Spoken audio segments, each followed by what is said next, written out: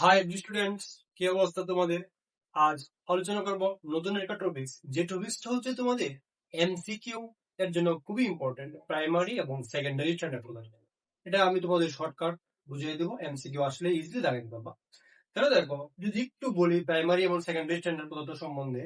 Primary standard পদার্থটা হচ্ছে তোমার যে তাদের যে বিশুদ্ধ অবস্থায় যে সংযুক্তিটা আছে, সেই সংযুক্তিটা তোমার হচ্ছে ঠিক থাকে, মানে চেঞ্জ হয় না। কিন্তু সেকেন্ডারি ক্ষেত্রে ওটা চেঞ্জ হয়ে যায়। প্রাইমারিটা হচ্ছে তোমার পানিগ্রাহী, পানি থেকে পানি গ্রাহী এরকম হয় না।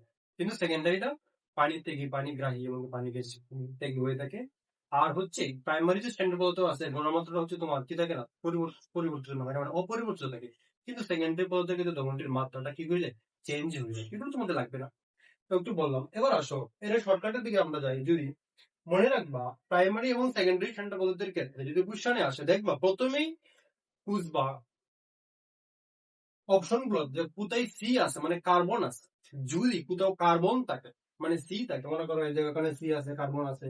এখানে দেখো ক্রোমিয়াম, সি আর, কিন্তু এখানে অবশ্যই কি আছে, সি আছে, মানে কার্বন আছে। যদি কার্বন থাকে তাহলে অবশ্যই সেটা হচ্ছে প্রাইমারি স্ট্যান্ডার্ড করো। মনে রাখবো কথাটা কি থাকে, যদি যৌগটার মধ্যে সি বর্ণটা থাকে, একটু ফোকাস দাও ভাইয়ারা। সি কি থাকবে, সি বর্ণটা থাকবে, তাহলে ওটা হচ্ছে অবশ্যই কি প্রাইমারি স্ট্যান্ডার্ড পদার্থ। ওকে, আশা করি বুঝে ফেলছো। এবার আসো সেকেন্ডারি স্ট্যান্ডার্ড পদার্থের ক্ষেত্রে।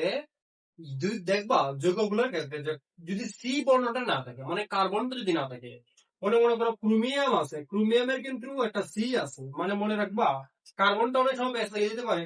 তাহলে মনে রাখবো, যদি সি বর্ণটা যদি না থাকে তাহলে অবশ্যই সেটা কি পদার্থ, সেকেন্ডারি পদার্থ।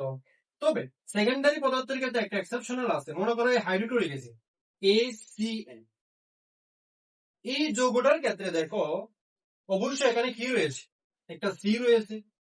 তুমি এটা বলতে পারো যে ভাইয়া নিয়ম অনুযায়ী তো হাইড্রোক্লোরিক অ্যাসিডটাও সেকেন্ডারি স্ট্যান্ডার্ড পদার্থ, ঠিক আছে না? কিন্তু না, এটা হচ্ছে এক্সেপশনালটা হচ্ছে এই হাইড্রোক্লোরিক অ্যাসিডটা সি বর্ণটা থাকা সত্ত্বেও এটা হচ্ছে কি সেকেন্ডারি স্ট্যান্ডার্ড পদার্থ। এটা মনে রাখবা, এটাই সবচেয়ে বেশি দেয় প্যাচ লাগানোর জন্য।